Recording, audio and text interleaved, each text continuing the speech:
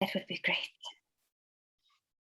Okay, so hi everyone, and welcome to our forum today. Thank you so much for joining us on a Saturday morning, afternoon, evening. We are always really happy to have you with us. Please feel free to say hi to us in the comments and share with us where you are joining us from in the world. So today we have the pleasure of hosting Prof. Gabeba Baderoon and Prof. Desiree Lewis, and we are really looking forward to your talk. But before I give over to my colleague Desmond to introduce our speakers, I just want to share some rules of engagement with you. So please kindly keep off your mics when you're not holding the floor. And as you know, the session will be recorded. So if you would not like to be included in the video, please keep your camera off. So the normal format of the session is that the session itself is 90 minutes long. The speakers will speak for about 45 minutes, roughly, and thereafter, Professor Marconi will engage with them in conversation. After that, we will have a Q&A moderated by myself, and the last half an hour of the session is called the after party. And this is an informal session, unmoderated, no formalities, and we're just able to have a free discussion with one another. So please feel free to stay if you would like. While the speakers do their presentation, please feel free to raise any questions or comments that you might have in the chat box, and I will get to them in the moderated session. I will now give over to Desmond to introduce our speakers for today. Desmond? Thank you, Chanel, and welcome again to everyone. I'm very excited to introduce to us today two wonderful and exceptional scholars. Professor Gabeba Baderoon is Associate Professor of Women's, Gender and Sexuality Studies and African Studies at Penn State University, where she also co-directs the African Feminist Initiative, a poet and scholar who has written on the place of Islam and slavery in conceptions of race and sexuality in South Africa. Some of her recent works include thinking on the political possibilities of autobiographies about religion and sexuality. Baderoon is the author of Regarding Muslims, From Slavery to Post-Apartheid, and the poetry collections are entitled The Dream in the Next Body, 100 Silences, and The History of Intimacy. I'm delighted to introduce our Professor Baderoon. And Professor Desiree Lewis is a professor in the Women's and Gender Studies Department at the University of the Western Cape. She's published extensively and taught on the subject of Black and post-colonial feminist knowledge-making for nearly 3 decades. Some of our key publications in this field include her book on the Black South African writer, Bessie Head, with the title Living on a Horizon, Bessie Head and the Politics of Imagining. Among her recent publications also is the co-edited volume with Professor Baderoon, an essay on Black South African feminism entitled Surfacing on Being Black and Feminist in South Africa. Very delighted to introduce both of you and have you with us. Please join me in welcoming them as they begin their presentations.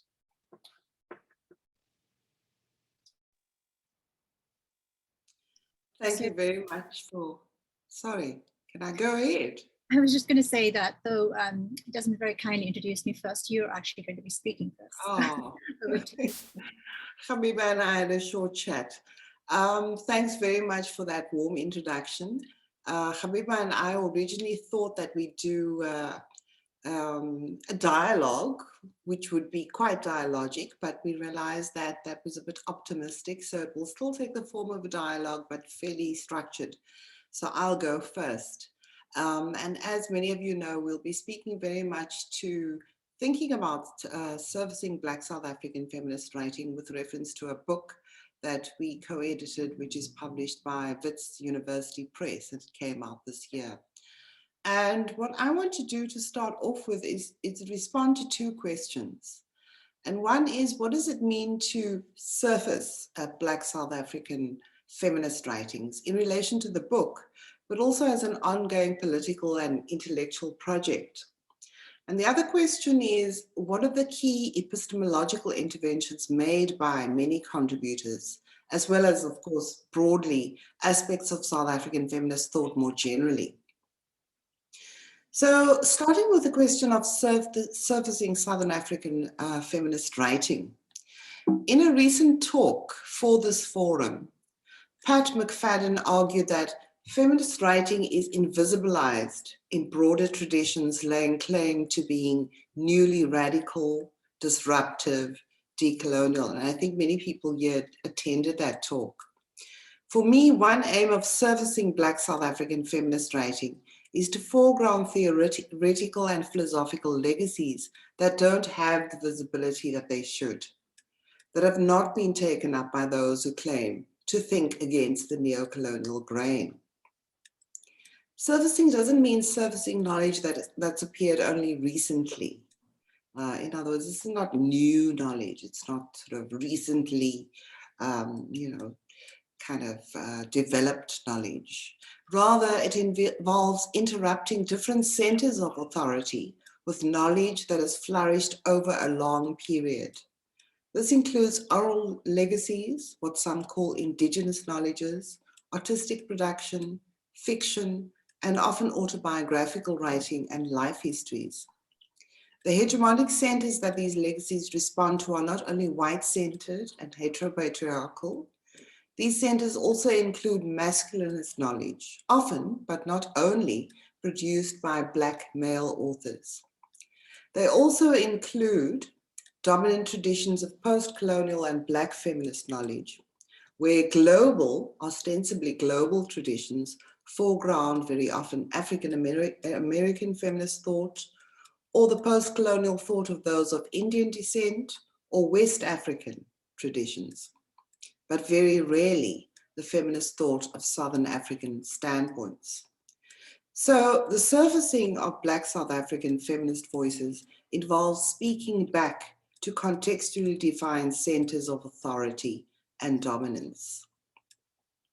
In touching on the first center, I want to return to McFadden's argument that the recent embrace of decolonial thought erases feminist traditions.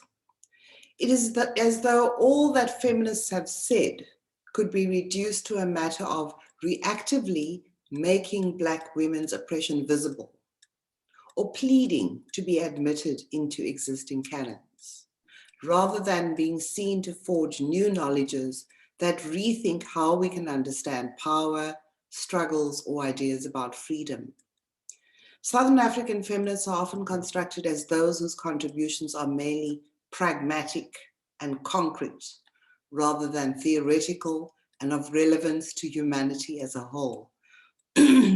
Southern African women are seen as the experiencers rather than thinkers and philosophers. This construct has been entrenched by colonial othering that doesn't draw only on a Black-white binary.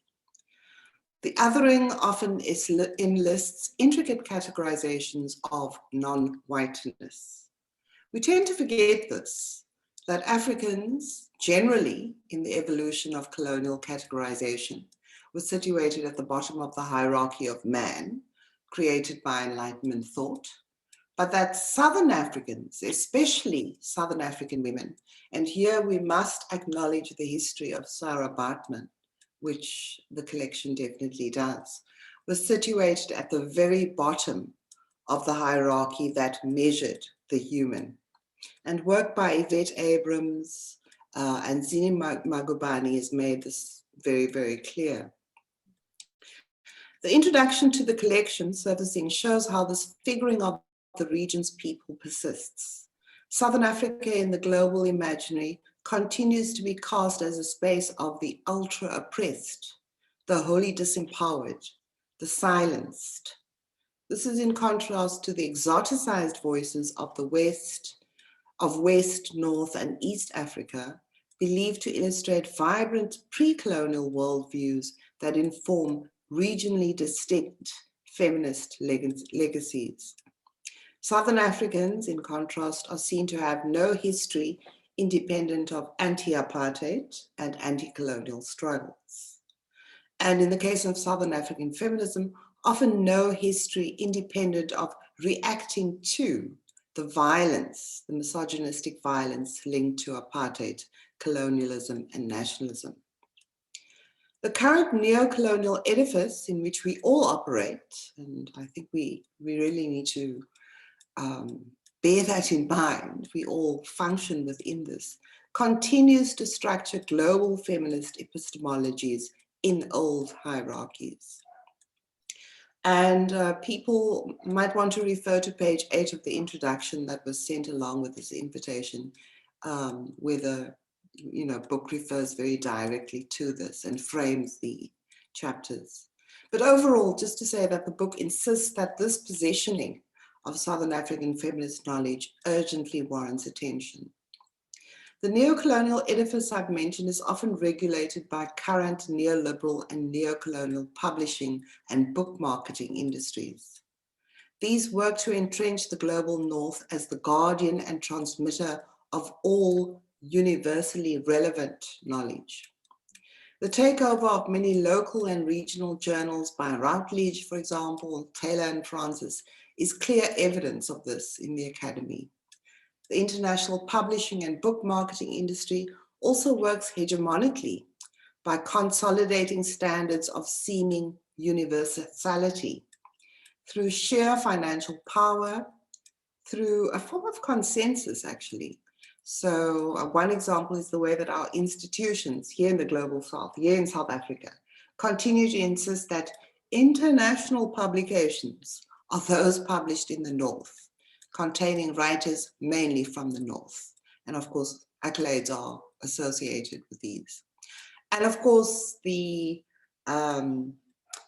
hegemony also functions through squeezing out local publishers and the tyranny of what one feminist has called the Mirage of Merit. Another way in which the center exercises its tyranny has to do with what forms of writing are taken seriously. The anthology servicing very deliberately celebrates the personal essay form. Probably more than before, I would say. This genre, the personal essay, is dismissed as lightweight in relation to the so-called gravitas of the scholarly article. And it's a scholarly article that pretends that it is universal. A range of colonial dualisms are actually embedded in the privileging of forms with so-called gravitas. Dualisms like creativity versus seriousness, feeling versus language, storytelling versus theorizing, embodied action versus cognitive thought. And we might want to pick that up in the conversation afterwards. Let me turn now to the second main question that I said I'd respond to. What are the neglected, what are the themes that convey the epistemological interventions of South African feminism? I've mentioned how Black Southern African feminist work is often reduced to testimony of victimization. It's really seen as producing new knowledge about power, resistance, freedom. Gabeba will talk in more detail about this, but I want to mention two strands here and just flag a few writers along the way. Many in the book confront the ways in which struggles are intricately enmeshed. For example, chapters by Grace Masila, Mary Hames, Gertrude Fester, and Zetu Matabeni deal with a long history of conceptual and practical struggles against what is entangled as heteronormativity, racism, colonialism, class, and gender. These are connected forms of power, according to these writers. So their essays, like fiction by Bessie Head or Zoe Wickham, or photography by a photographer like Zanele Muholi, or essays by Patricia McFadden, are standpoint knowledges that speak to how intricately layers of power work. They avoid clear-cut binaries of coloniality versus decoloniality, or patriarchy versus feminism, or heteronormativity versus sexual freedoms, and also illustrate how far back struggles against these enmeshed forms of power go among radical women in Southern Africa. So the term intersectionality, as we know, has become de rigueur in many celebrations of decoloniality and much recent radical thought.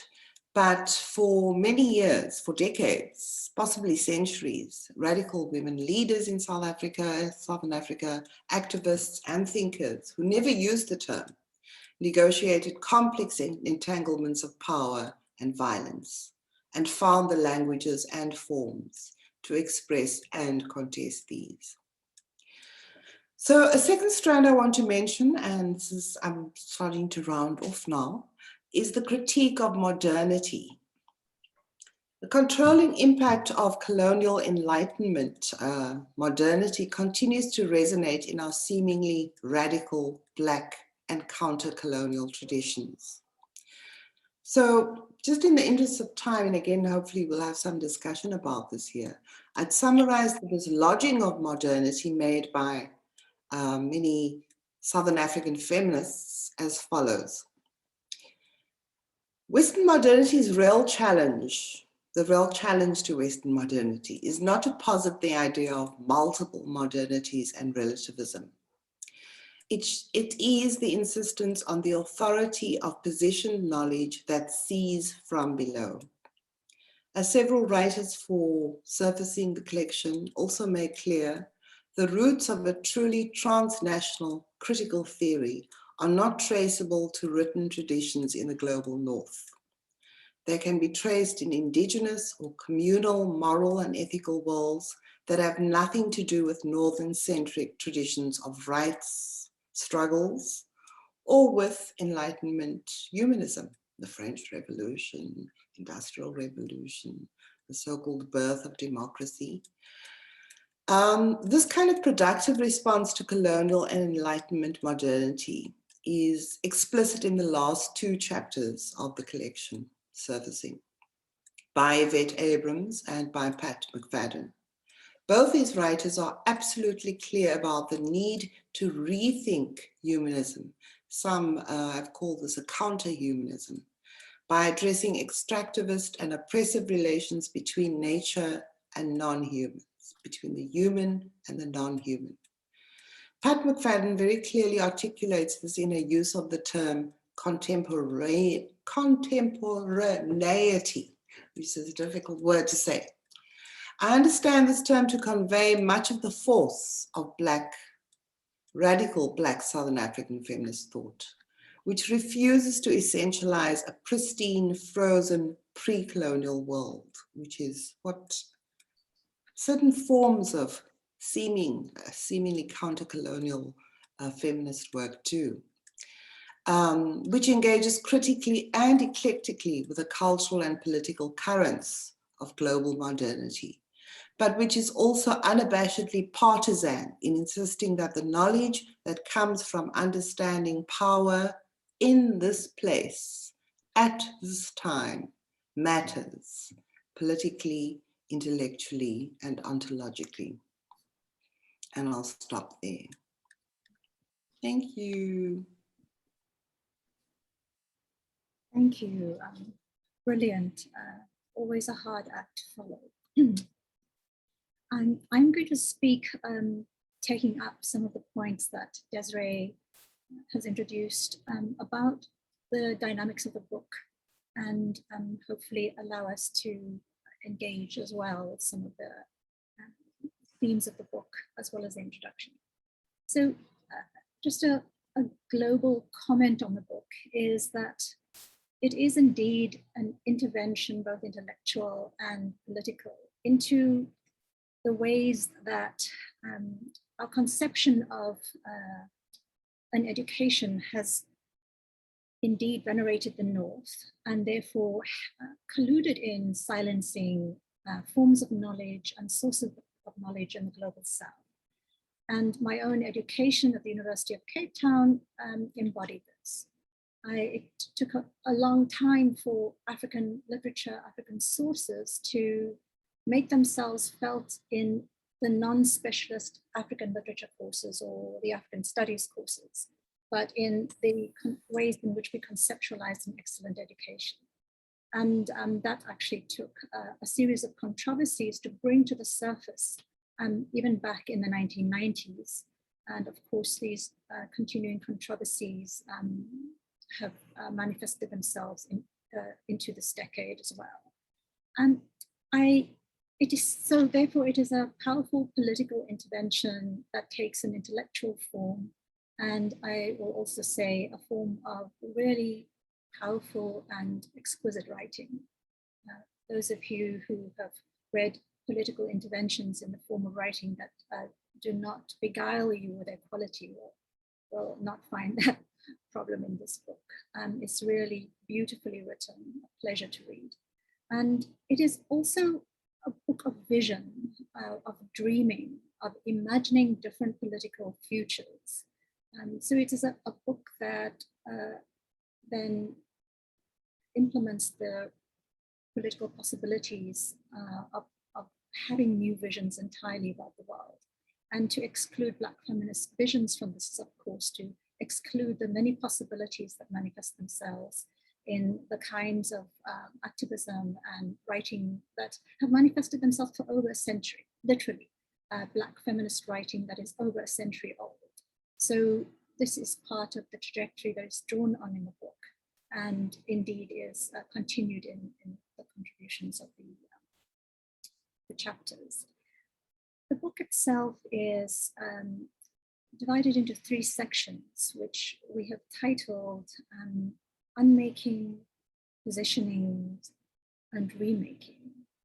And in the opening sections of the book, we have a contribution by Sisonke Msimang, taking up the point that Desiree has spoken about in regard to the icons of Southern African thinking and literature, such as Sarah Baartman and Winnie Mandela. But the way in which we and the contributors in the book engage with the long history of the supervisibility of some women who are treated then as a source of raw material for those who will grapple more philosophically and theoretically with their implications, which again has sidelined the important work that has already been done by Southern African thinkers on this matter, especially feminist writers on this matter. And so Sisonke Msimang, as well as a conversation between Zoe Wickham and Desiree Lewis, open the book by introducing complex visions of what it means to grapple from the South with this long history. And therefore, actually, it produces truly innovative views of this, new perspectives entirely, including the ways in which feminists differ from one another. I think that is very important in a work like this, which both tries to introduce a range of authors without claiming comprehensiveness or the universality to this particular collection, which is a specific gathering and curation of voices, which does not claim to be a comprehensive representation of Black feminism in South Africa. Particularly in a gathering like this, it is important as well to welcome and show the value of the differences among feminists, also engaging with similar topics. So this opening, I think, is as important as the concluding section, which, as Desiree has pointed out, lands us at the appropriate place of envisioning a new humanity, a new future, and proposing why both the practices of, in the case of Patricia McFadden and Yvette Abrams, the practices of farming, the practices of community building, the practices of a political grappling that includes working with one's hands is directly connected with feminist thought and feminist political action as well. So both the beginning and the ending of the book, I think, allow us to enter and allow us to leave at truly provocative places. And the positioning section in the middle allows us to take further this idea of the unmaking of accepted conditions and the unmaking of accepted structures, and then to produce indeed a set of writings that will, I think, be truly memorable, including by Zetu Matabeni, by Kumratola, by Zuki Swawana, and Okosazana Kaba, and others.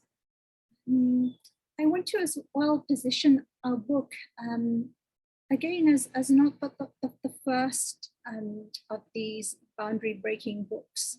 In fact, we're part of following, I think, the very necessary intervention that feminist students made in the student revolution of 2015 and 16, where again this highlighting of the approach of decoloniality, decolonizing knowledge, seemed to be handed to us in an inheritance of mostly male voices. And the feminist intervention there was not only in the way in which the student uprisings were conducted, in other words, refusing a big man politics and refusing a sidelining of feminist and queer voices, but also to cite the great names that seemed to be the foundational thinking that tended to represent masculinist inheritances, and to insist indeed on the feminist trajectories and presence throughout the long history of anti-colonial struggles and anti-apartheid struggles. And in the case of a book taking its place among feminist interventions, I want to highlight as well, from the beginning of the new millennium and a little bit before as well, for instance, an extraordinary flowering of feminist poetry, which again is a form that was neglected, was marginalized, and out of those margins, feminist writers and organizers produced a new infrastructure. And that infrastructure of culture, and I think that created a broad presence of feminist thinking in the broader national culture, is represented in a book called Our Words, Our Worlds, which speaks about Black women's poetry in South Africa from the late 20th century to 20 years into this millennium, edited by Nkosazana Kaba. There are also, of course, important books by Phumla Dineo-Qola, again cited by the students during 2015 and 2016. Barbara Boswell's recent book, and Wrote My Story Anyway, on Black women's feminist fiction in South Africa. And I can go on and on and on, especially actually books that have been written by contributors to this collection. We did not select them on that basis, but nonetheless, it shows what important and productive intellectuals they are in the broader culture. And I want to say as well, how did this book come about? It was commissioned by a Black feminist editor at Wits University Press. And as Desiree points out, university presses are beleaguered, and Southern university presses are particularly beleaguered, partly because there's an invisible competition that they always have to engage in with the prominence of Northern thinking, the power of Northern thinking, including at Southern universities. So I encourage us all to really support these developments in Southern culture, intellectual culture, and buy these books and support these developments. Our Words, Our Worlds was published by UKZN Press, also in South Africa. The book also contains a range of genres, including looking at and producing essays that combine the genres of visuality and analysis, for instance, in the essay by Ingrid Masondo, and also combining poetry and intellectual analysis in the essay by Danai Mukotsa. So I think the range of ways in which the book invites us to think through the challenges of the contemporary world and the ways in which it produces entirely new forms and new kinds of knowledge, the way it intervenes in what is not often perceived as a hegemonic view of even the activist world, including a work by Lian Naidu on the Palestine solidarity movement and what it is like to be a Southern feminist, along with other Southern feminists in a movement that tends to be seen as led by the North. So I think for me, an embodiment of the radical possibilities of feminist thinking and feminist practice, taking appropriate form in a book that is truly a pleasure to engage with and to read. I look forward very much to our conversation about it. Thank you so much, Professor Lois and Professor Baderoon, for this very lovely talk. I will now give over to Professor Makoni for a few questions.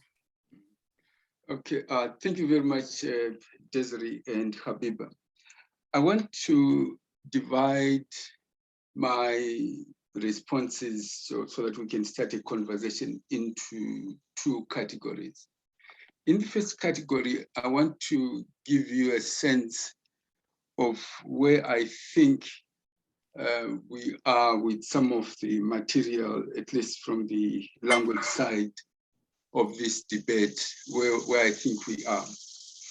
And that will enable me to address one or two of the issues that you raised. There's a volume that we are going to, which is under review now, called Language, Race, and something, I can't remember, which is the first volume from this forum.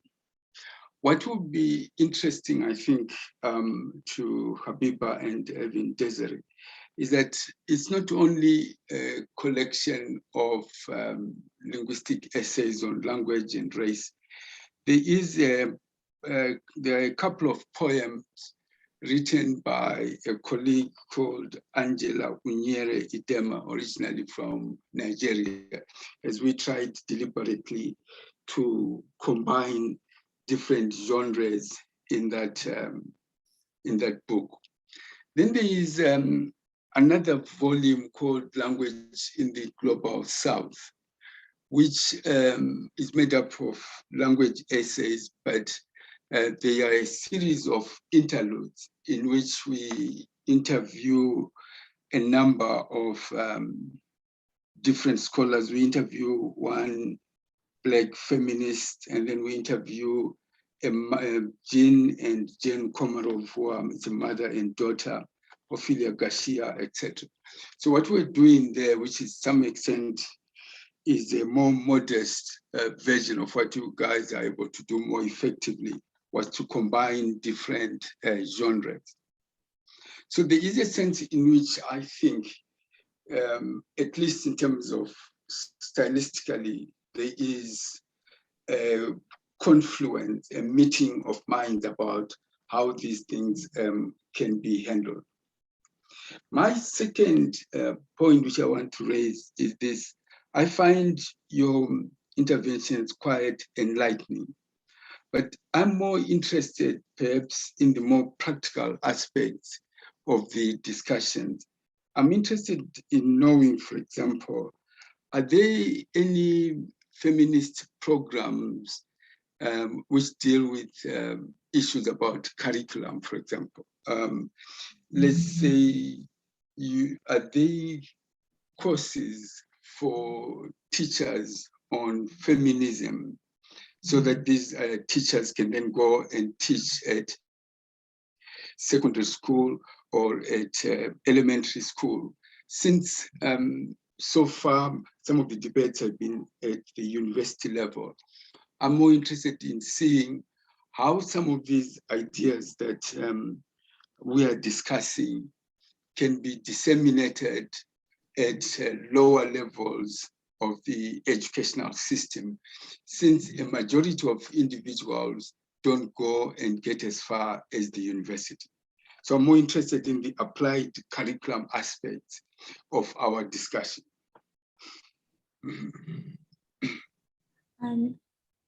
I will just briefly respond to say I agree with you that there is something very interesting happening when one is not constrained by the idea that excellence is to be measured in a certain limited way.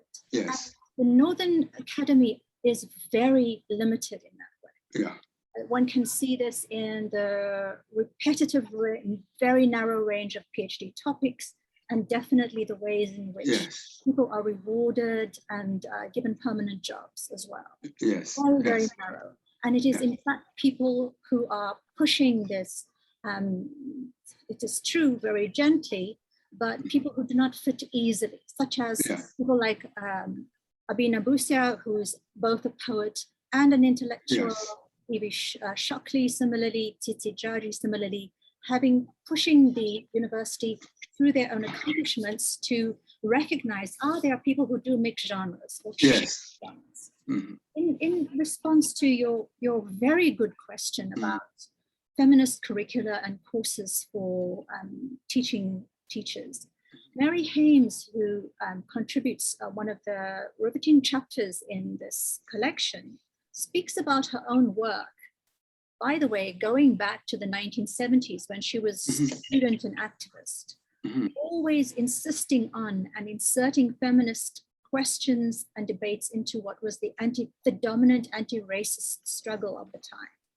So until today, she teaches in the teacher training courses at UWC as well as a nearby technical university to teach student teachers how to grapple with questions of gender, of sexuality, of the extreme levels of homophobia that South Africa suffers from. So this is an intervention which is not an easy intervention, but I think it is one of the ways in which at some institutional level, this is being addressed, I think not sufficiently. Desiree, I think, will have a more up-to-date sense of this in South Africa. What I can say is that listservs such as the Gender and Women's Studies in Africa listserv, as well as the African Feminist Initiative listserv, which, as you know, is based at Penn State, is a place where hundreds of scholars, teachers, activists gather, and where we ask each other, can you please share with me your first year women's studies syllabus? I'm going to be teaching on African feminism next year. Does anybody have any good suggestions for readings at the postgraduate level or readings at the third year level?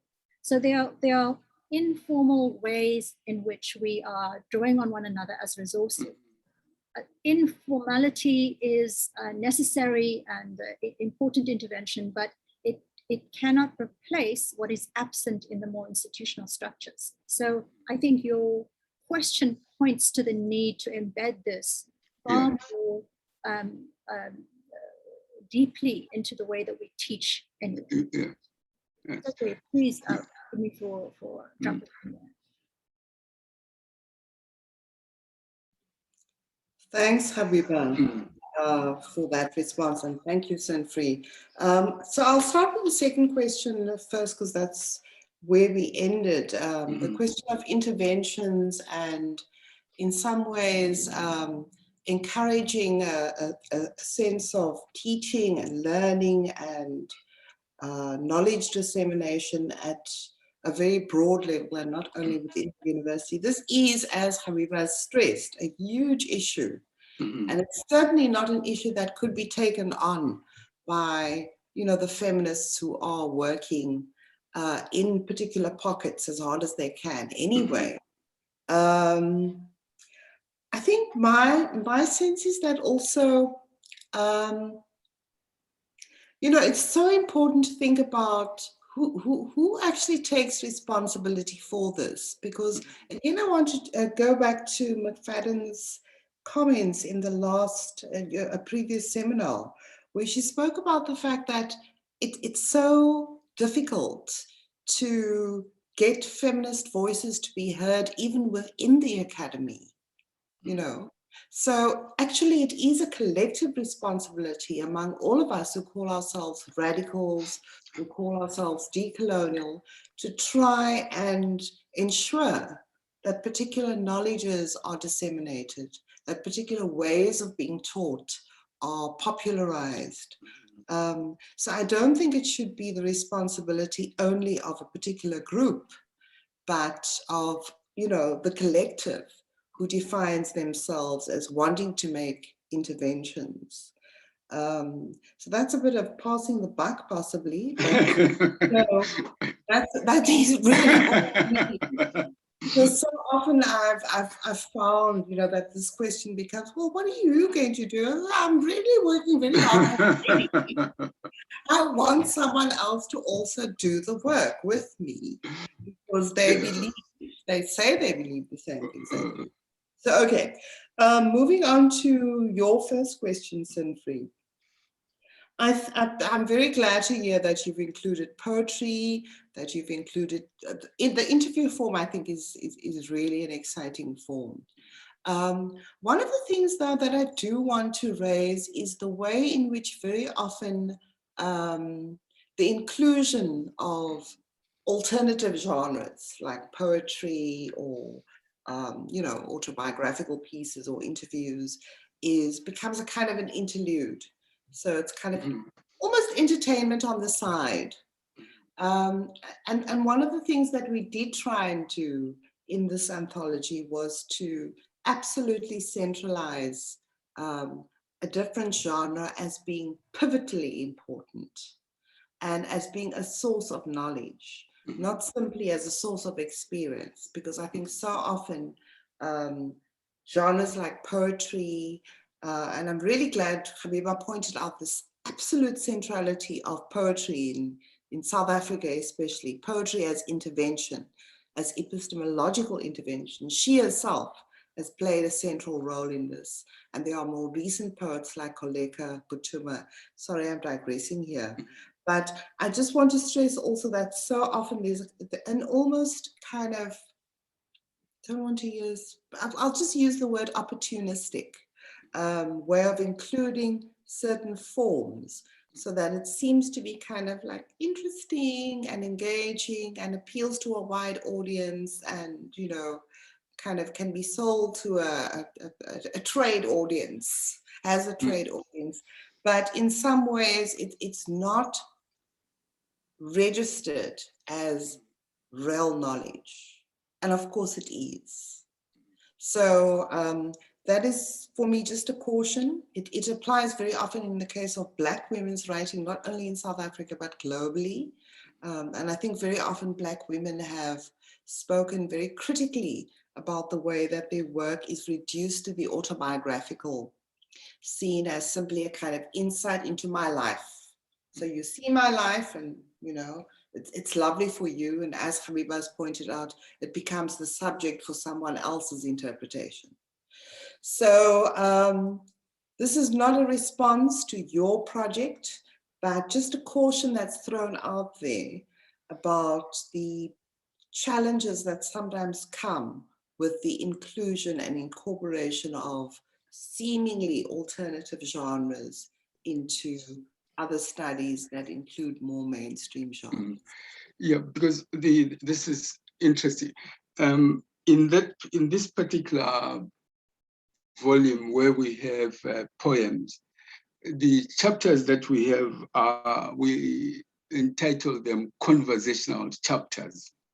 So for example, the conversational chapter for your session will be made up of your presentation, our interaction, and then the comments in the chat box as well, right? So what we are doing there is to try and experiment with form as much as we can, right? So Desiree and Gabeba, they present and then they talk to Sinfree, and then there are people who are commenting in the chat box. So when you finally receive your transcripts from us, it will be a chapter, but in a different form, right? As part of our efforts to experiment with form. But let me leave that aside. I want to proceed with the issues about intervention, feminist intervention in society at large. I'm not saying, for example, that this responsibility should be your responsibilities and others. It should be our entire responsibility. But since you've been working in this area, you know more than I do. So my question is this. Are there programs, for example, let's say radio and TV programs, which try and disseminate issues and ideas about feminism that are popularized in different parts of the globe? So, for example, if I were to listen to Radio South Africa or Radio 1 in South Africa, are they programs which have a feminist orientation, which are targeted at a broader community? In other words, I'm interested now in how do we make these ideas more widely known in the communities at large, using issues like using the medium like radio, TV, and popular press or Twitter, etc. Are there things like that at the moment? I'm not saying you should do it, Desiree. No, I mean, I think that in some ways what I said before still kind of holds, yeah, relevant. Mm-hmm. Not for me personally, but I'm talking about feminists. Yes. But generally, I mean, feminist traditions have a long history of engaging with civil society organizations, with radio, with NGOs.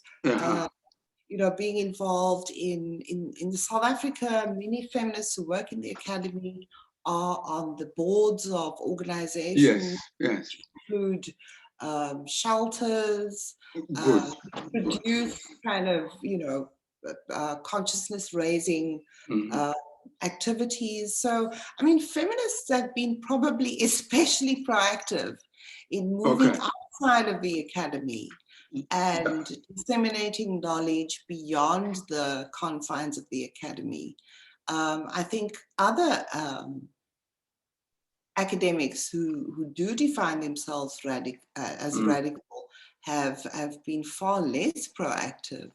So, in fact, one of the things that feminists often say, and simply it's not about just kind of, you know, going for you, but one of the things that feminists have often legitimately spoken about is exhaustion.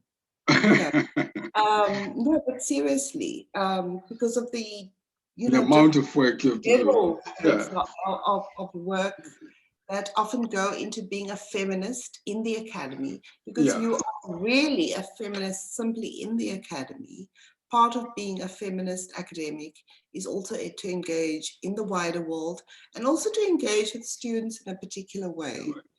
So, you know, that work just needs to be done. That's true. That's true. A short response. It is happening. It is happening. Yes, and I think again the example of poetry is a really wonderful one.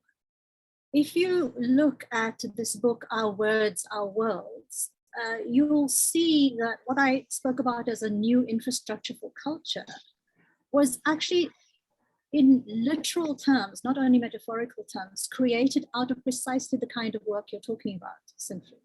So there were workshops and there were forms of recognition in the post-apartheid era that raised culture to new heights, but these repeated the same kinds of masculinist biases that the anti-apartheid struggle also had. So when women poets found themselves marginalized in these spaces, they created their own. And they created their own with, for instance, childcare provided, so that it was not the case that women who had children and childcare responsibilities were then excluded. So there were places where new poetry could be shared, inculcated, taught about, and honed. And then some of the really powerful and prominent poets, such as Phila's sister, also working in theater, in the media, on television, producing extraordinary new audiences for feminist poetry.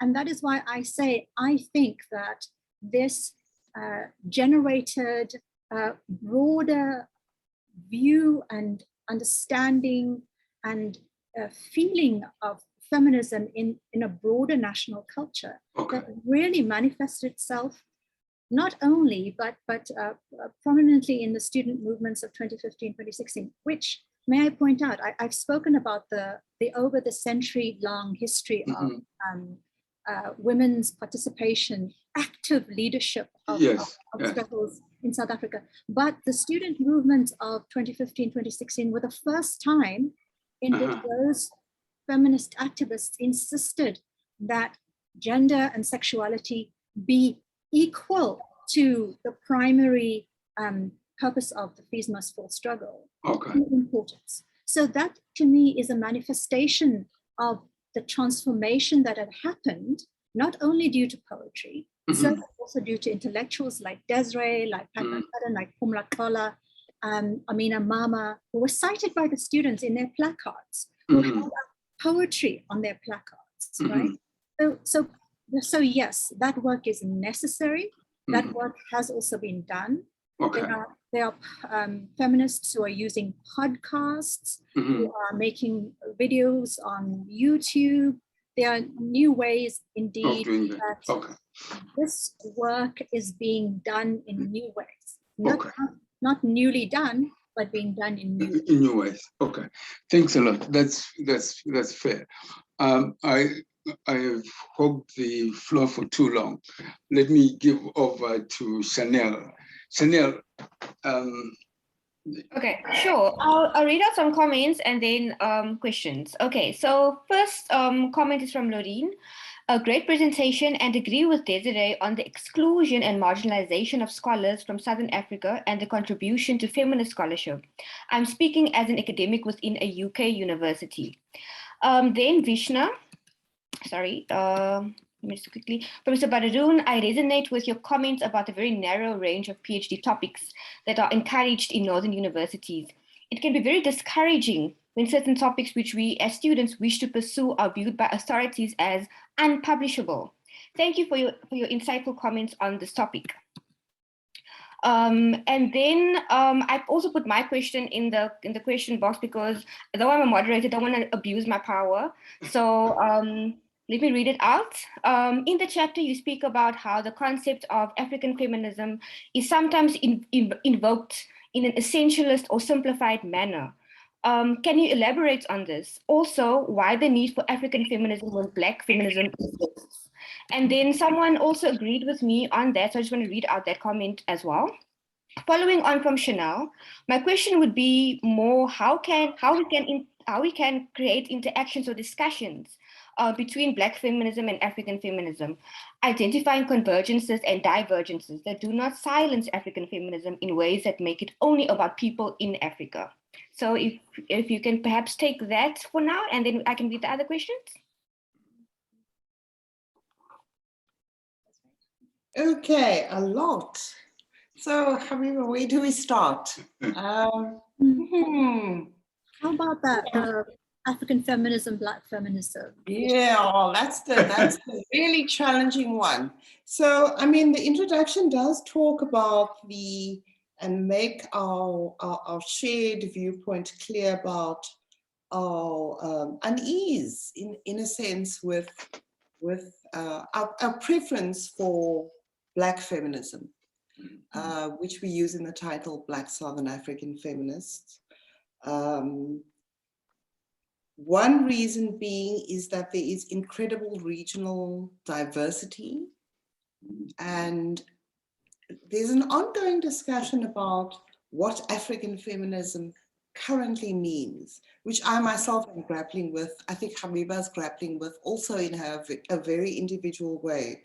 But I think for both of us, we felt that the idea of Black feminism was much more crucial, was much more current, and would avoid the kind of, I don't know, sinking into a sort of essentialism that African feminism can do, which is not to deny, of course, that we all come from Africa.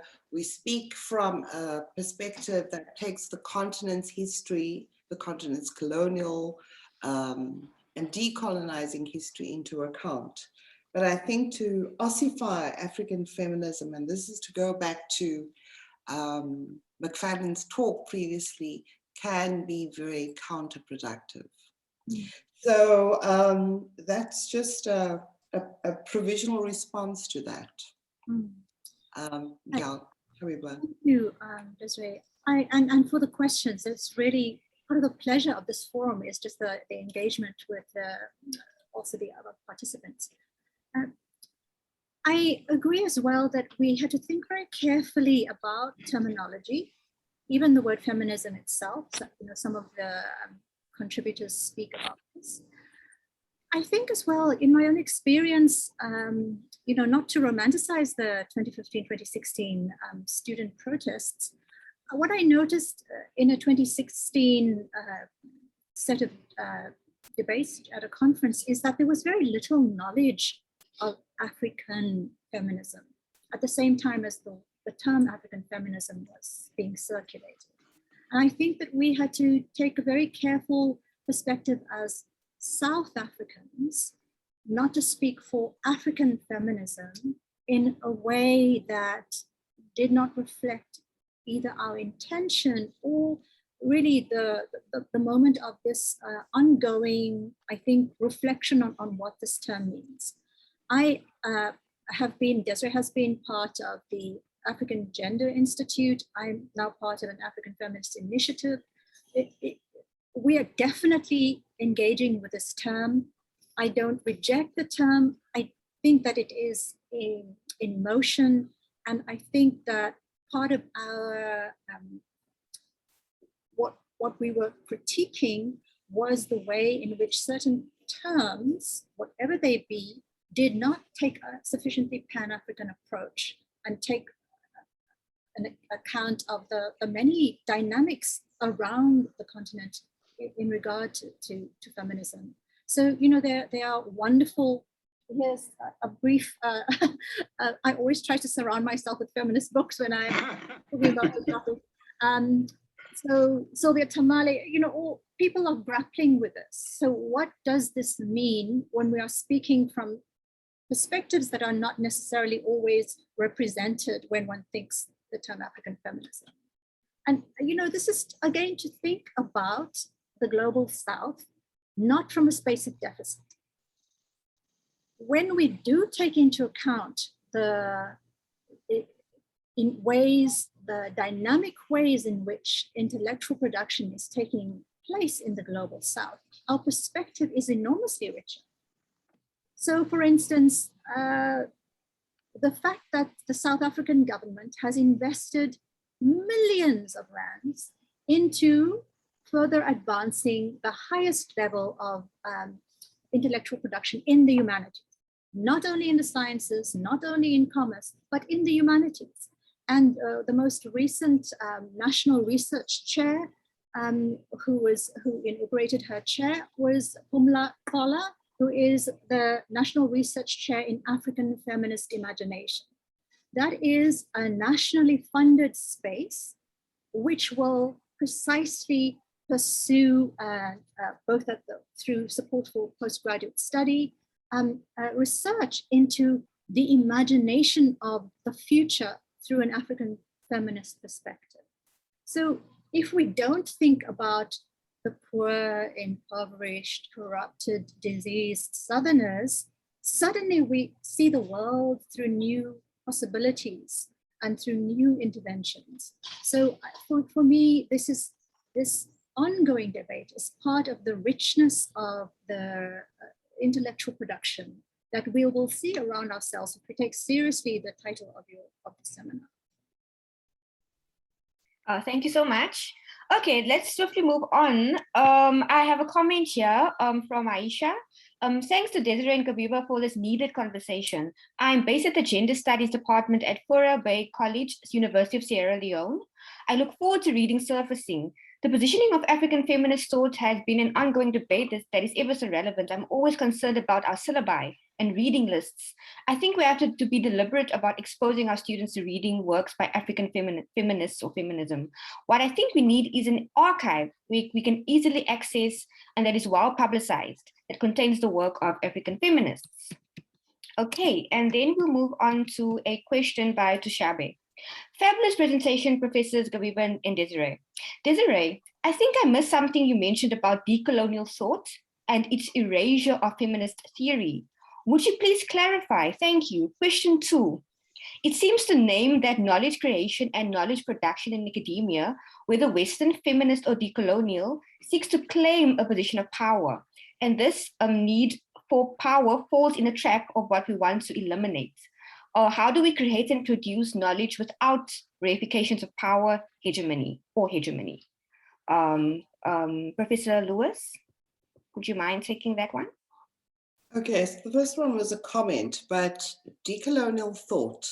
I'm using that term in the way that it's been defined in since 2015 to refer to an effort to transform the academy, to contest colonial legacies. And my main point is that there's been a very long tradition of feminist thinking that has raised the same questions that have been raised in what is now called the decolonial turn. And that's really been neglected, mainly because of the assumption that what feminists have been doing is speaking about women's issues, whatever that may mean. Speaking very often about, for example, violence. And I use the example of feminists' long critiques of modernity, global modernity, as an extremely important example of their intervention into colonial discourse. And this goes back, way back. Feminists in Africa, their critiques of the development paradigm, of the development industry, have been hugely significant epistemologically as interventions into a colonial paradigm that pits modernity against tradition. That's a fundamental binary in colonialism. So that is my main point. I mean, and that point, I want to make, apart from the fact that decolonial theorizing always invokes male theorists. I mean, we're familiar with that. But I mean, that's in some ways an incidental point. What is really important is just the knowledge and the insights and the kinds of theoretical interventions that have been made not only by feminist writers who have been autobiographers, who've been poets like Gabeba, who've been artists, but who've also been those who struggle, those who resist. For example, the rural women in organizations like the Rural Women's Assembly, who have for decades been resisting the introduction of genetically modified seed or the use of, kind of expertise from the North. So these are the kinds of interventions that are really important and signal the extent to which feminists have been linking what I called intersecting forms of power, critiquing and challenging colonialism, the industrial agriculture, all kinds of power dynamics at different moments in different times. And in terms of the archive, this is something that Amina Mama has raised often. Much of the work of African feminists, especially those who are based in the North, as I am at the moment, is housed in Northern archives. Very inaccessible, very expensive for scholars on the continent. How is this to be addressed? And I think Feminist Africa in generating, first of all, its own extraordinary archive of feminist knowledge is one resource in its own, a singular resource for the entire world. But then how do we, in addition, make this available, which is a special collection by the Black Feminist journal that is based in the North, which is a special issue on African feminism. How does one make this available as an archive for teachers, for scholars, etc. on the continent? It continues to be a project that is foiled and inhibited by copyright laws, by the economics of journals. So the generosity and community feeling of sharing one's articles, making just before publication versions available as much as possible. This seems to be our interim solution, but how to make this genuinely available in the most universal way, I don't know yet how to do it. Other much more brilliant minds are struggling with it. What we need to do is share at the moment until we know better how to actually create an encyclopedic available resource for everybody, especially on the continent. Can I, sorry, Chanel, can I just a quick add on to what Gabeba said? I think what is also really disturbing, and we see this with the, this is a point I try to raise, is that the publishing initiatives, the independent publishing initiatives that have existed are being eroded more and more, whether it's in Nigeria or South Africa, by the, the multinational publishers, and of course the bookshops who are focusing on particular works. And I think that kind of gatekeeping and consolidation is very scary. On the positive side, what is exciting is, of course, our digital platforms. And the fact that many, especially 2015 and 2016, are thinking about new forms of archiving. And there is, in fact, a sort of a wave of new research that's being driven among feminists about alternative archiving and resisting the archive, and what it means to develop, counter archives. Thanks. Thank you. Thank you so much. Let me just quickly go back to a comment that was made by Asra, just in response to Prof. Makoni's question. She said that I think there's always this notion that it's up to feminists to create programs, but the question should rather be posed to the government to question how are they promoting gender equality at schools? What part of curriculum addresses this? In light of several marches, how has government addressed issues of gender-based violence at secondary school level, in consideration of the white paper which highlights, acknowledges, and commits to addressing these issues? That was just a comment in response to Prof. Makoni's question. And then another question, there's another question by Tsepo. I appreciated you all making the connection to the interventions that students made in 2015 by insisting on centralizing feminist thought and practices. I'm curious about productive ways to continue these transgenerational conversations. Do we imagine that formalizing these conversations within the academy is a productive objective, given that some of these conversations exist in other formats? How might we preserve the sanctity of these voices without inflicting intellectual violence on these voices by conforming them to Northern or Western academic standards? Our book is quite deliberately transgenerational. So this is one instance in which that kind of conversation and juxtaposition happens. So it's not just next to each other, it's also engaging with one another. So other places of curation and gathering, definitely like the academy, it's one space that actually thrives on this kind of interaction and this kind of production of new knowledge, especially if we're going to take seminars, interviews, etc., seriously as forums for producing new knowledge. So I myself find this enormously exciting. When you had Pat McFadden on, and when recently Sisonke Msimang held an intergenerational talk herself on the question of violence between Simam Keller Tlakubu and Zubaida Jaffa. So I think that, yes, more of those, and the academy is definitely a space among many more. Can I thank you jump so much. in Oh, really yes. quick? I'm Sepa.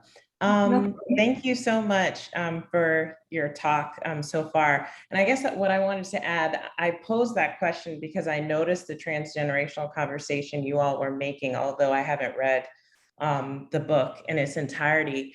I was just wondering what it means to go, one generation below, let's say, that, some of the budding high schoolers, let's say, who are on their way towards, the Fees Must Fall protests and other formats. So I'm trying to think even beyond sort of the tertiary level as well. And I think this is connected to these conversations that we've been indirectly having about primary school curriculum and so on and so forth, just trying to find a way to have their voices inflected, reflected in this sort of dynamic work that you all have presented today.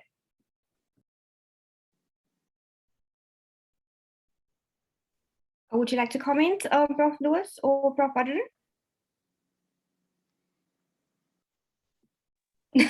I'm going to take this conversation in a different direction. And this is my very personal position, and it's not a shared position. I mean, Gabeba needs to speak for herself.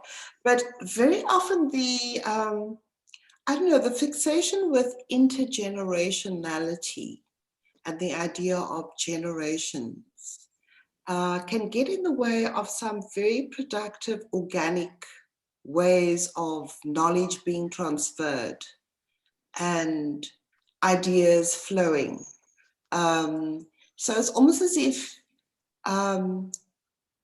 this notion of intergenerational conflict and difference has been constructed and now needs to be an obstacle and a thing that we need to address. I don't know. I mean, when I was a young feminist, we didn't use this term, as far as I know. Maybe other people knew about it and I didn't. But there was a kind of organic way in which we learned, an organic way in which we learned across boundaries and learned from our grandmothers and learned from our mothers and learned from the texts we read and learned in some cases from the global north and learned to critique feminists from the global north. And I think very often this business of putting things into boxes and categorizing and saying this is how the knowledge must flow and this is what X must do is also part of a sort of neoliberal managing of knowledge, which we've become so used to that it seems to infiltrate even the way we think on the left.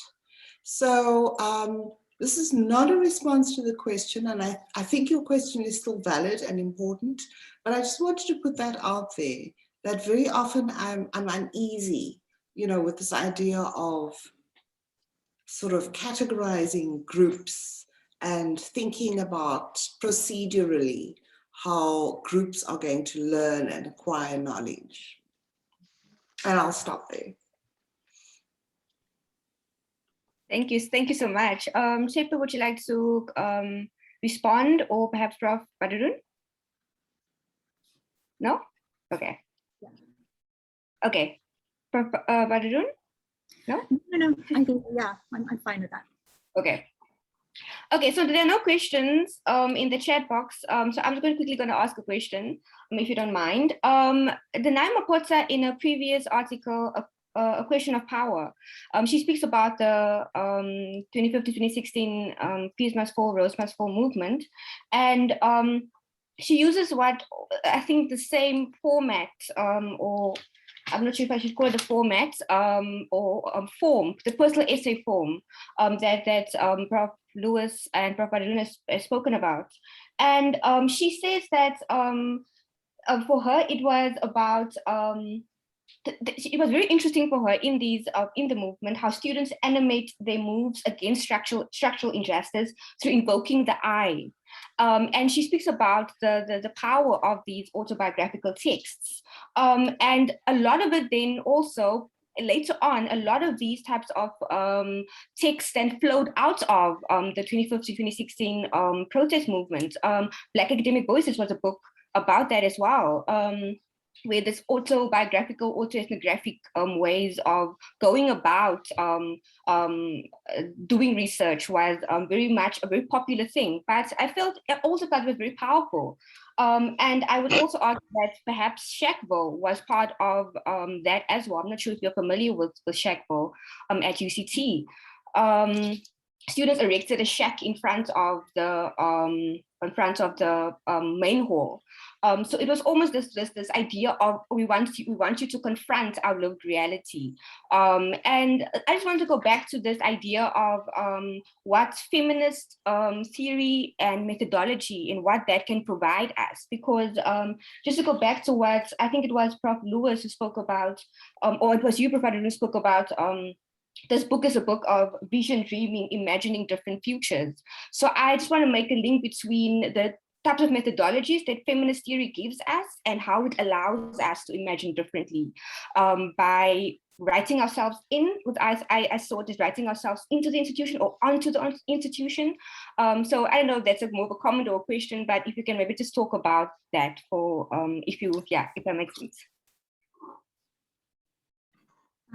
Yes, I'll just grab the chance quickly to say that, I was just recently rereading Audre Lorde on the master's tools will not dismantle the master's house.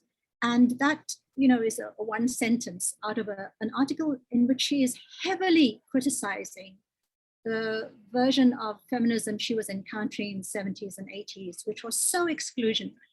So there's a way in which autobiographical work can be very narrow if one is being exclusionary about which personal is political.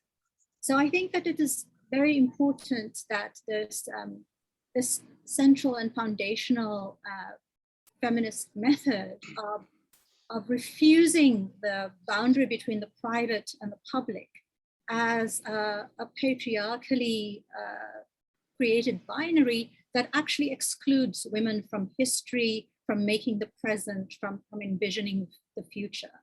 And at the same time, to be very alert to the ways in which looking at the self can itself be a boundary creating method if one's vision of the self is closed to difference.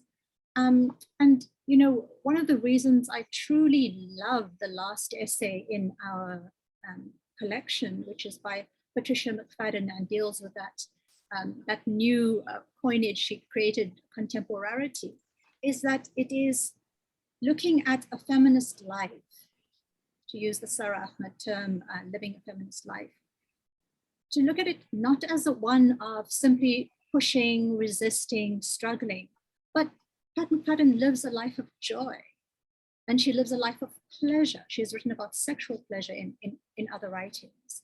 So her life, her African feminist life is one of deep pleasure and love and joy. And it is absolutely open. So her selfhood is constituted as well by her relations with her neighbors, with a deep sense of community, also with our fellow feminists. So that idea of an activism that is to live a life transformatively is, I think, ideal, both in a practical sense as a feminist method and in the way in which it generates knowledge as well. Thank you so much. I will now give the floor to Shabe. You can go ahead and unmute.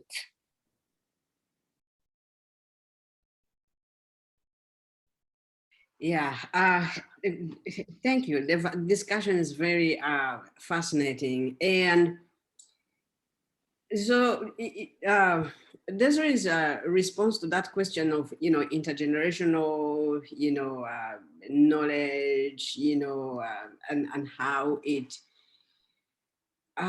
seeking that knowledge might obscure or other the way you put it, other knowledges that are making interventions. I'm really wondering if it is also the same complexity with decolonial thought in relation to feminist thought. And two scholars come in mind. Of course, there are many other scholars that have raised this question, and Habiba, you just, mentioned Audre Lorde. And then I'm thinking of Bell Hooks, who in most of her work has argued that feminism or feminist practice needed to involve men at every level of critique and involvement and activism. And for different reasons that hasn't happened, the same way, feminism that comes from one side of the world, has not, at every level involved, so that we are moving at the same time with the feminism from the global south, for example. So I'm just wondering, because the going back and forth about who is inclusive and who is not inclusive may not be as productive as where we want to be at this moment, especially for feminists who come from the global south and stay there and maybe also live in other parts of the world. Is like, what strategies, what different ways of creating knowledge, of thinking about our issues, and coming up with solutions to those issues that people experience in their daily lives could we really do to be inclusive of all generations, of all languages that make meaning in our lives, that also address the issues that we experience as human beings? So for example, we're thinking about the generations, different generations, you also come into different ways in which we live our lives, based on those generations, right? And then you come to the question of gender, you also come to the question of class, you come to the question of sexuality, And so you find that things get really, really complicated because the inclusivity that we want in all the work we do, whether it is decolonial, whether it is feminist, isn't happening because I suppose, I don't know, other issues, but I think that there's also that question of power, but there's also the question of the frameworks that we use that actually don't necessarily come from the ground of where we are standing and where we are coming from and where we want to speak of and about. So these are just random thoughts, I just didn't put it in something very, coherent, but I suppose you are with me there, and if you can help me think through this, that would be great. Thanks.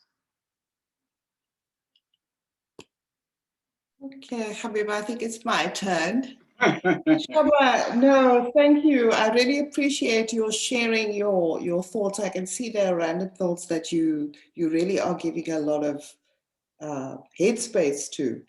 I just want to start by saying that for me, one of the crucial issues is also to think about our spaces, not simply as spaces of inclusivity. There's almost a kind of a gut response that, oh, we must be inclusive. Oh, we must, but also as spaces of contestation, as spaces where we ask difficult and painful questions that we have to grapple with, that unsettle ourselves, that unsettle others. The book tries to do this, and the book shows how this happens within feminist spaces. That the assumption very often is that, the world of people who are grappling with feminism is a world where everybody is kind of hugging and kissing each other, but this is not the case. Power is difficult. Grappling with power is difficult on a personal and political level. And, you know, I think that so often we are rushing over enthusiastically towards the idea of thinking about spaces that have to be inclusive. I know that doesn't answer many of the practical questions you are asking, but I just wanted to say that, you know, I think that that's quite crucial in beginning to approach what you're raising. I'm wondering also if you want to follow up there with my initial response. Okay, Tushaba, did you want to follow up, or are you happy? No, I don't think Tushaba can possibly be happy with that response. We need to have a conversation. Yes. Yeah, I know, I do appreciate your response, Desiree. I really do. And really what you've said, that we need to think of these spaces as not spaces of inclusivity, but of contestation, because I think that makes really,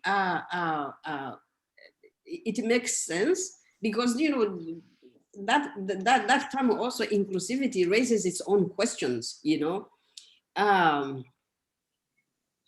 So I really do think that you are opening up a door to deeper, you know, thinking and discussion about these questions, because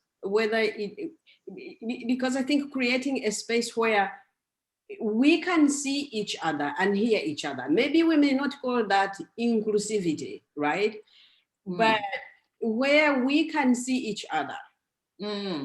I think that is very, very important, and it can be a space of contestation, you know. We are grappling with something, but in that contestation, we are actually seeing and hearing each other. Absolutely. So I hear what you're saying, because what you're saying is basically we don't have to put inclusivity against contestation. Yeah. You know, there's a sense in which we need to acknowledge that our spaces are difficult sites of struggle, to use a cliche. Yeah.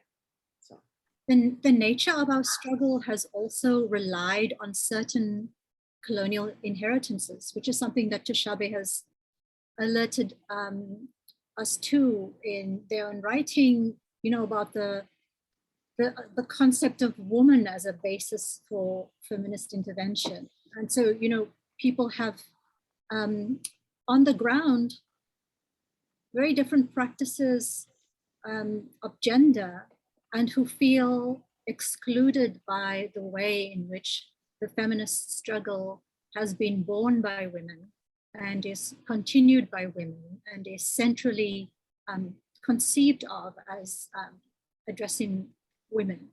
Desiree obviously has alluded to this issue as a limiting conception of what feminists do. But feminists are in spaces where I and others have called each other sisters, and have left out people who are practicing a struggle, practicing new forms of creativity, practicing new forms of pleasure, but who don't identify as sisters. So that there are ways in which the contestation is very close to the heart, close to the bone, because that word sister has done many powerful and necessary things as well. So I agree with Desiree that this is an under-addressed theme, how we differ from one another, how we cause pain to one another, but also how we productively differ from one another in generating new knowledge, you know, through our differences. So I'm alert to that, because it's sometimes I feel a foreground and a background to my ideas about feminism, and sometimes that the issue of what is exclusionary about my primary practice is in the background. So Tushabe, I think you are alerting me to the, I think you've been very discreet and subtle in the way that you've asked this question, but I think that, what you've written about directly in terms about gender, to me is a very necessary caution. So thank you. Thank you so much.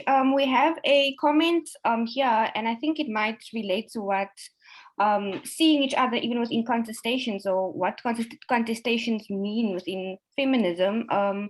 I think you would like to respond to this. The question or comment by Motsab says, in any case, our common enemy is racism and domination that gains in fragmenting our struggle with sectional attempts to take claim from one another as feminist or men. So yes, would you like to respond to that?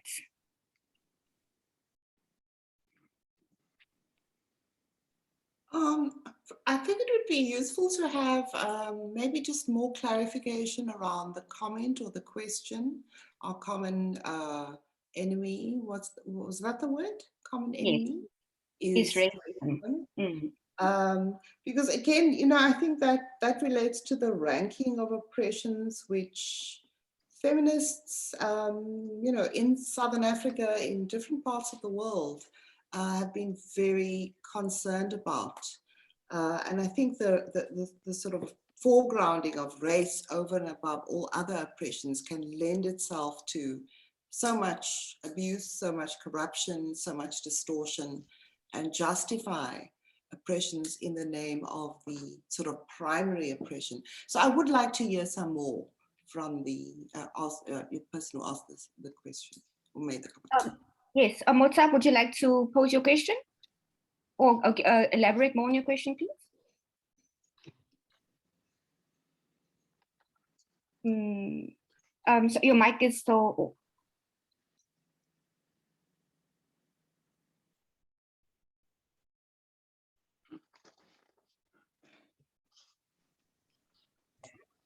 Here we go. All right. Thank you to the presenters and the opportunity to speak. I actually wrote on the side in the chat box that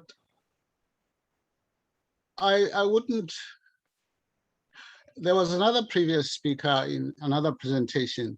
I wouldn't like to leave here with the impression that feminists want to say that when I was studying, and I was studying colonial writers, neo-colonial writers, and now decolonial writers, that I overlooked feminists who had written the same thing for whatever reasons. I wouldn't like to live with that because it is not correct. So what I'm asking the presenters is to address the fact that when I was at university, I read Marxism, I read these colonial critics such as Walter Rodney, Issa Shivji, I read Frantz Fanon. I was not discriminating about who I read about colonial damage to the South. But there's this impression that feminists were already writing, or that those writers I read had taken something from feminists without acknowledgement, which is plagiarism, and that decolonial theorist ideas are not new. I mean, and I'm saying that feminists can advance their cause without trying to discredit or distort this past that happened. I appreciate the ideas, the feminist ideas and contributions. That is the background to the statement that in any case, our common enemy is racism, which is, everybody understands it. I hope everybody understands. And it actually finds a more strength if we start squabbling about, who started the struggle, who started opposing, criticizing colonialism, and how, and that is losing force for us. Professor Lewis, Professor Baderoon? That's the background.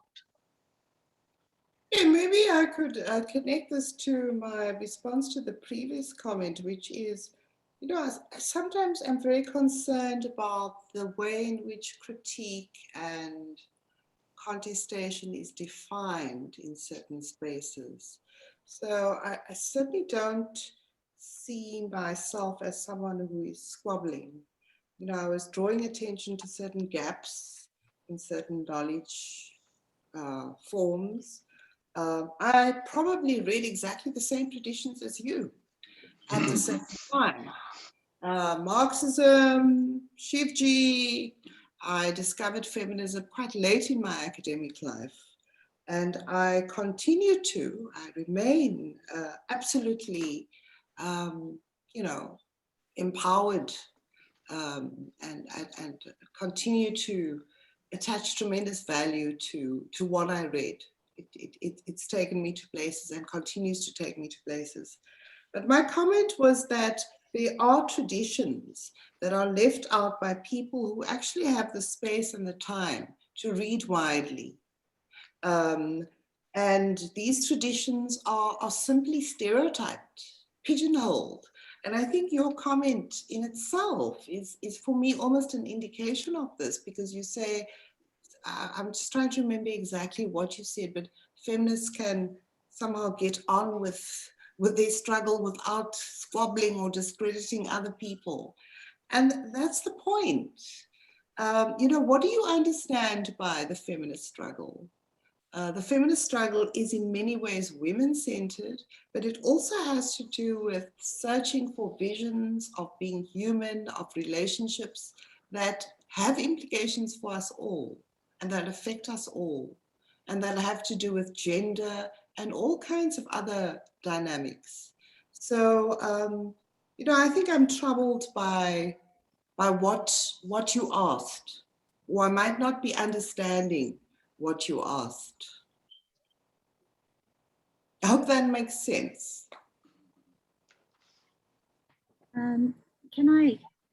Sorry, are you going to respond, Walter?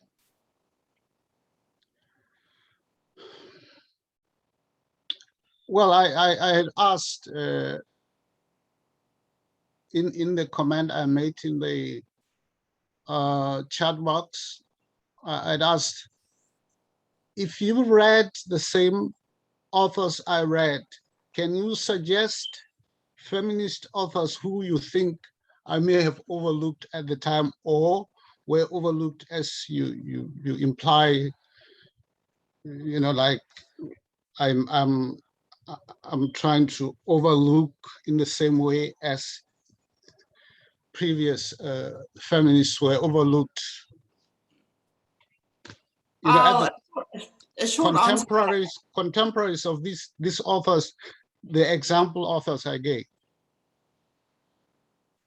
Well, you could start with the book, but they're not contemporaries, but you can do a lot of Google searches and a lot of research like all academics do. You'd certainly be able to find them. Prof. Baderoon, would you like to say something? Yes, I think that, you know, one example of the way in which this idea that racism is the thing that we all understand is the real struggle that we fight, and that other drawing attention to other dynamics are squabbles and distractions. I think that misdescribes the world, because it means that, for instance, the phenomenon of sexual violence that is a part of the reality, for instance, of South Africa, gets seen as a distraction from the main struggle, which we all understand is against racism. First of all, women have been at similar levels of engagement against the struggle of racism at even the written level for over a century. So there's plenty of record for you to really take intellectual pleasure. But if we say that the real struggle is one thing and questions of gender are a distraction, then we're missing the reality of our world. And the reality of our world is that racism and sexism are deeply intertwined along with other dynamics in our society. So that when we say, listen, I'm only going to look at the real struggle, we're actually cutting out part of the real struggle. So all that feminists are saying is, let's look at the whole world. Let's look at it realistically. The issue of what readings there are, I think is a productive one we can address very easily. The philosophical issue is something else. I think that to see what intellectuals who are grappling with the world are doing as a distraction is to miss what they are doing. And it is also to miss, I think, a chance to see the world in a broader way, in, I think, a more accurate way. I think it would be a very good conversation if you did engage with that reading, if you did engage with those arguments, and not to see them as detracting from the struggle. You know, one of the points I made is that the feminists in this book, for instance, some of whom are in their 60s, were part of the anti-racist struggles right there next to their male colleagues. They were also saying, it's not okay to be an anti-racist, anti-apartheid struggle, at the forefront, but then also in your private life and in the way you deal with your female comrades to act in really, really destructive ways. So that is what the feminists were doing right alongside their comrades in the anti-racist struggle. And so, if we look at that picture as a whole, we get a much fuller idea of the anti-racist struggle. Thank you so much, Professor Baderoon. Just on this topic, Kanika says, as a general comment, racism plays out differently in different contexts and is influenced by local heteropatriarchies, religious beliefs, and class structures. She has also, or they have also posted some writers to help you in your Google search motor. Sylvia Winter, Maria Lugones, and Amina Mama. Unyide has also made a comment, we cannot dismiss feminism because of overarching racism. I will pose one more question and then we can give over to Kim to give us next week's session. Thank you so much for your wonderful talk. I have been writing about feminist critical genealogies and the production of knowledge about the human in the work of authors such as Yvonne Vera in my dissertation. Your work is immensely helpful in this context, but I wonder how you engage with criticism of what you yourself discussed as indigenous forms of thought that have nothing to do with the Enlightenment traditions, when even post-colonial critiques often still rely on a conception of modernity that exoticizes indigenous thought. I think I'll take that because I think it speaks very directly to a comment I made. I referred to what some people have called indigenous knowledges, because I know the whole indigenous knowledges have been ossified and stereotyped and utilized in all sorts of predatory and basically colonialist ways. When I refer to indigenous knowledges, I'm speaking about knowledges that have emerged within communities that have nothing, not nothing, but that are not primarily indebted to metropolitan knowledges that often are very hybridized. And my sense is that if you are working with Yvonne Vera, you are concerned with precisely those. The way that people have developed a sense of self, a sense of subjectivity, a sense of self in relation to others, a sense of self in relation to the world, in ways that are not indebted to the Enlightenment, which relies on very particular ideas about what it means to be human. Democracy, human rights, framed in a very particular way, and which very often, as we know, totally neglects the centrality of how the human is measured and defined in relation to the world out there, in relation to nature, in relation to the non-human. So yeah, I'll stop there. Yes, you can go, Baderoon. I'm going to make a comment not about the human, but in this case about the contribution that the book makes as well to the conception of the political and the national. This is another example of the new knowledge that is generated by gathering and curating a collection like this. You might ask why a book titled Surfacing on Being Black and Feminist in South Africa includes authors from Zimbabwe, Kenya, Eswatini, etc.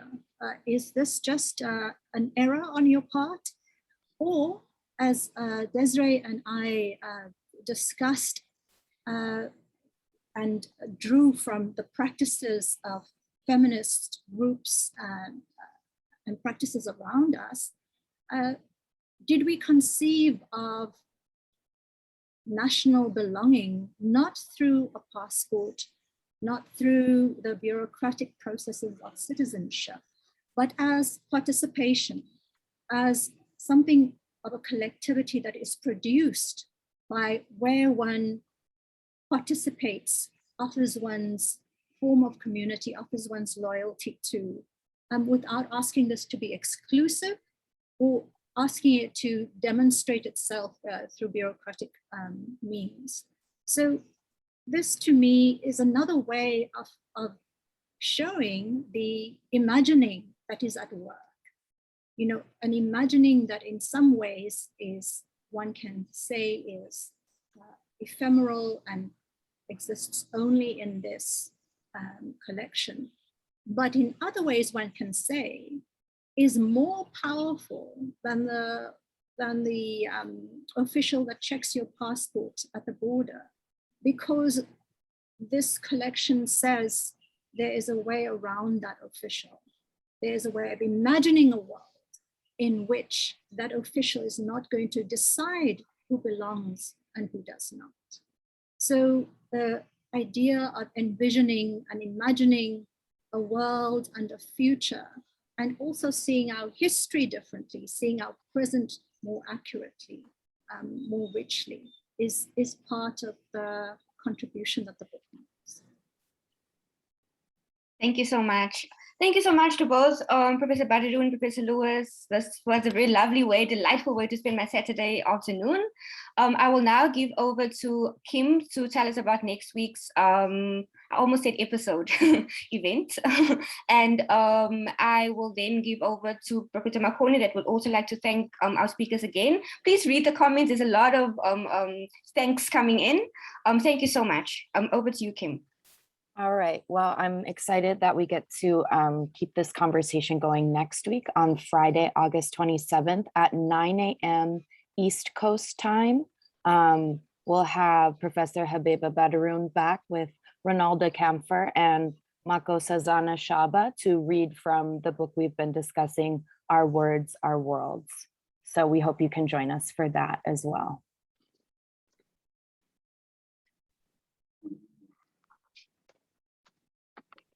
Professor Makoni? Yes, I would like to thank Gabeba and Desiree for this enlightening conversation. And I also would like to thank our global audience for engaging with the issues that we have raised. Next week, like Kim said, we will move on to another phase where we are discussing issues about poetry, and the story goes on. Right. Thank you very much for everyone who has been joining us in this series, and I hope it is worth it. At least it has been very helpful to me personally. Thank you very much.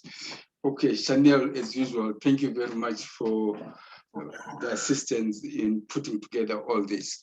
And Kim and Vishna, bye for now. We'll meet in the course of the semester. Okay, bye. Bye-bye, everyone.